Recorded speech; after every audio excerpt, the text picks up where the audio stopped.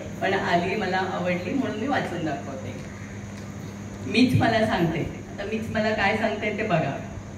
झाली साठी येईल सत्तरी, झाली साठी येईल सत्तरी, करत नाही मी चिंता.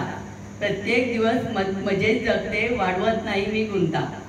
वय झालं, म्हातारपण आलं, उगीच बोंबलत बसत नाही मी. विनाकारण बॉम्ब लावून चादरीत तोंड खुपसत बसत नाही. तुम्ही सांगा, फिरायला जायला वयाचा संबंध असतो का कधी? नेहमी नेहमी घरात बसून माणूस आनंदी दिसतो का कधी? पोटा पाण्यासाठी पोरं घर सोडून जाणारच, पोटा पाण्यासाठी पोरं घर सोडून जाणारच. प्रत्येकाच्या आयुष्यामध्ये असे रितेपट येणारच. करमत नाही, करमत नाही, सारखे सारखं म्हणत नाही.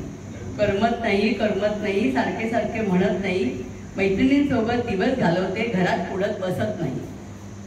घरातल्या घरात व इकडे तिकडे बागेत हिंडायला फिरायला जाते. जरी वय वाढलं तरी रोमॅन्टिक गाणं गाते.